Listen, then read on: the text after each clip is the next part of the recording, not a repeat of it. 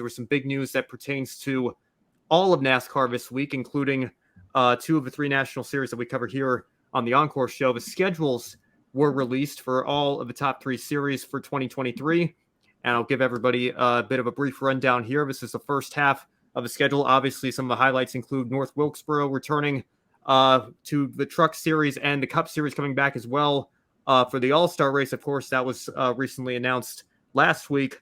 And Bristol Dirt back from Truck Series as well. That will be their only dirt race of the year. Knoxville, as you can see here in the second half of the schedule, is absent. And we'll take you through some of the other highlights as well. You can see the Chicago Street Race there, which had also previously been announced. The Xfinity Series will be joining them as well there. But Brandon, I guess we'll go to you first here. What are some of the highlights that you picked up on? And it doesn't just have to be Xfinity and trucks. You can make your opinions known on the Cup Series schedule as well. What stands out to you for 2023? Yeah, I mean, a lot of things really. I really love the Truck Series going back to Milwaukee. That really stood out to me from the get-go. Really seeing the revival of that place, getting it up to code, and now it's not laying dormant anymore. We're going to have a Craftsman Truck Series race, and we're going to have a Craftsman Truck Series race at Milwaukee. That's pretty crazy. Also, I like that Road America still gets something on the NASCAR National Series calendar. They get Xfinity. I forgot exactly what day, but also returning to Portland. And, of course, definitely not biased that Nashville gets all 3 of their dates still another year. Also looking the Chicago Street Race, that's going to be Xfinity going to be there too. So it'll be a little a test to see what Sunday will bring. And there's something I saw that Ben Kennedy said. He said something to the effect of, when we go back to the Indy Oval. And that brought a lot of promise and hope that that is still in their minds. They know this is not a permanent fix, the Indy road course. And so as much as I don't like seeing Indy RC on there, I know there's change coming. Also, North Wilkesboro All-Star race, tremendous. Will it be upsetting? Will it end up being something? Is this just a bunch of hype because of nostalgia? Is it just going to be a tire problem? We don't know what Goodyear's going to bring out there. There's still a lot of concerns to think about too, but I'm overall very impressed with what NASCAR has done here with the top 3 national series for next year. Well, of course, there's a lot of work to be done at North Wilkesboro, and I think a lot of work to be done from a Gen 7 car on short track. Yes. So, it's obviously great to have it on the schedule, and we hope for the best. But I think there are some concerns as to how well it's going to race, and we'll just have to see. I mean, obviously, we haven't been on this track in over a quarter of a century here, so it's going to be a bit of a wild card for everybody. Casey, I understand you have some updates on the ARCA schedule as well. Of course, some dates have been announced because they're companion dates with the top 3 National Touring Series for NASCAR, but also just want to get your reactions to some of the updates to the schedule that we've seen so far. Yeah, I mean, I've seen the schedule. I kind of really with some things I really enjoy this schedule. I mean, North Wilkesboro coming back, that's exciting. Milwaukee for the trucks are kind of back as well, as I'm kind of looking here at the schedule here. When you look at, I know that from people that I've talked to, that ARCA and trucks are going to be together a lot. And I'll get to the ARCA portion in a minute, but also excited that IRP stays on the schedule. I'm excited about Mid-Ohio being on the Truck Series schedule as well. Of course, I was actually down there at Mid-Ohio for that truck race. Absolutely had a blast. That was my favorite weekend that I've covered at the track in person. I wanted to also mention something on the Xfinity schedule that Brandon did not mention, is that, of course, and I know our good friend Brock Beard is going to really, really like this one, is that Sonoma is on the Xfinity Series schedule. Oh, wow. On the truck schedule.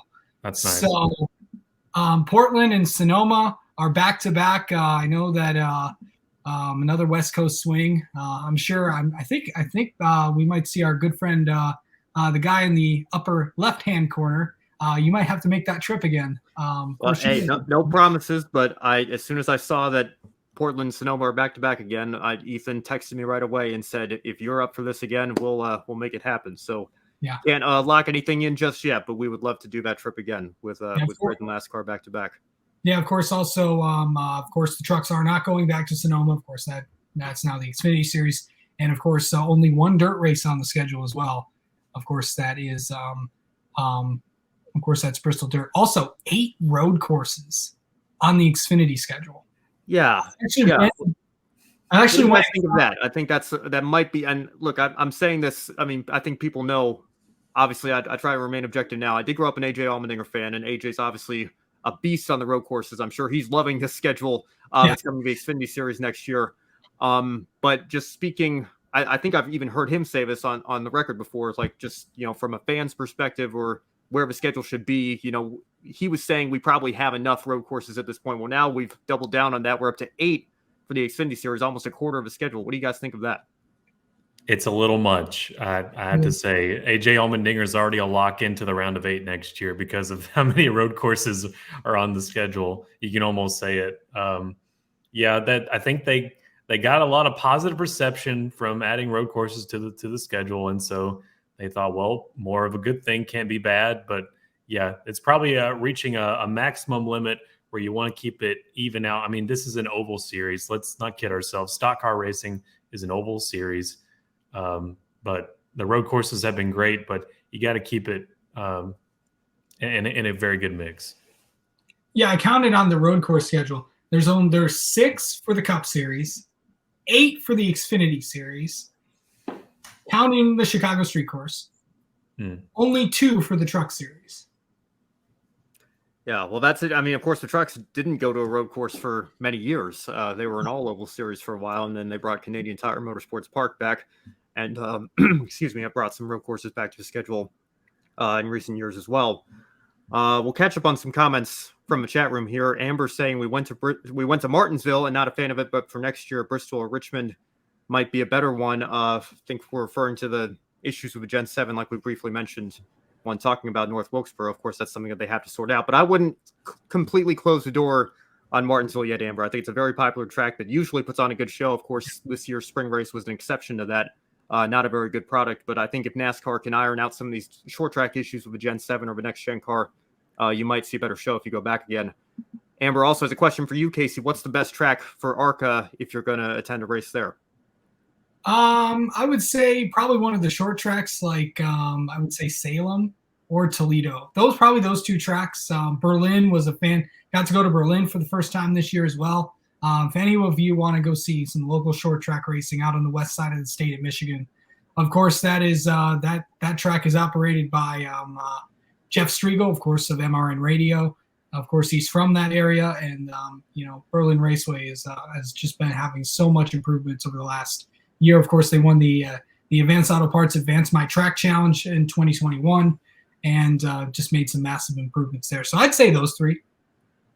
Is there any coincidence that you brought up Salem and Toledo when they're the last 2 races we have this season, so you're just trying to hype them up? Hey, so basically watch the rest of the ARCA calendar.